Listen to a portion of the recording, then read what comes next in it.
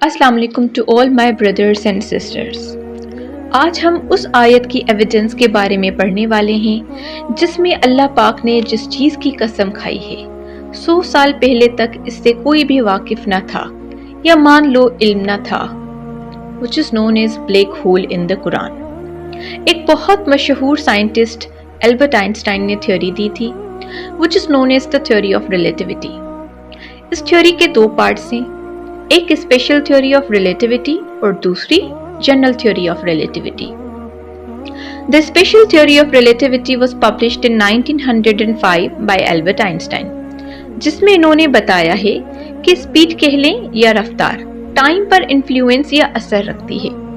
इसका मिसाल ऐसे है जैसे आप किसी स्पेसशिप या खलाई जहाज में बहुत स्पीड से ट्रेवल कर रहे हो तो आपके लिए वक्त बहुत स्लो सफर करेगा, या मान ले वक्त आहिस्ता आहिस्ता चलेगा उन लोगों के कंपैरिजन में जो जमीन पर बैठे हुए हैं। सिर्फ स्पीड से ही नहीं बल्कि ग्रेविटी पर भी टाइम का असर पड़ता है, और यही आइंस्टाइन ने बताया है अपनी जनरल थ्योरी ऑफ रिलेटिविटी में।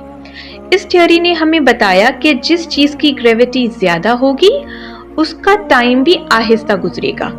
तो जिसको ग्रेविटी का नहीं पता तो जान लें कि ग्रेविटी एक ऐसी फोर्स या ताकत है जिसकी वजह से कायनात में हर चीज बाकी की चीजों को अपने तरफ खींचती है।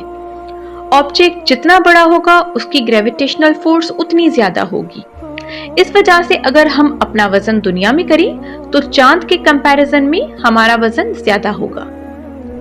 ग्रेविटेशन से ऑलमोस्ट हर चीज पर असर पड़ता है, फिर चाहे वो फिजिकल ऑब्जेक्ट्स हों या कह लें हीट, लाइट या साउंड, उससे मुतासिर होते हैं। तो इसका मतलब हमारी कायनात में ऐसी चीज भी हो सकती है जिसकी ग्रेविटेशनल फोर्स इतनी ज्यादा हो कि वो रोशनी को मुकम्मल तौर पर गायब कर सके।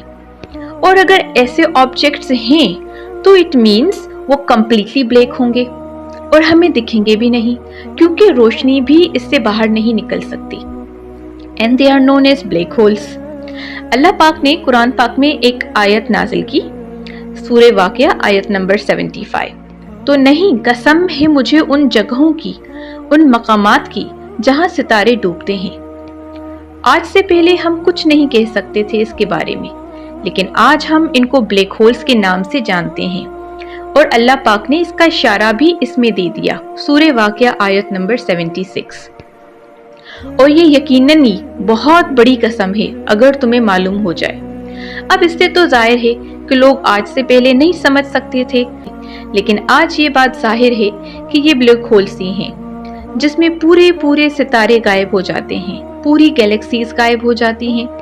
अल्लाह पाक फरमाते हैं कि वो जहां सितारे गायब होते हैं ब्लैक होल्स की कसम है वो, मतलब उनके क्रिएटर की, उनके बनाने वाले की कसम।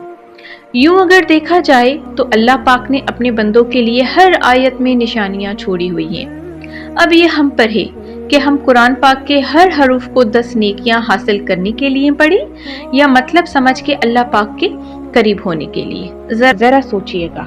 जज़ाकल्लाहु खैरन।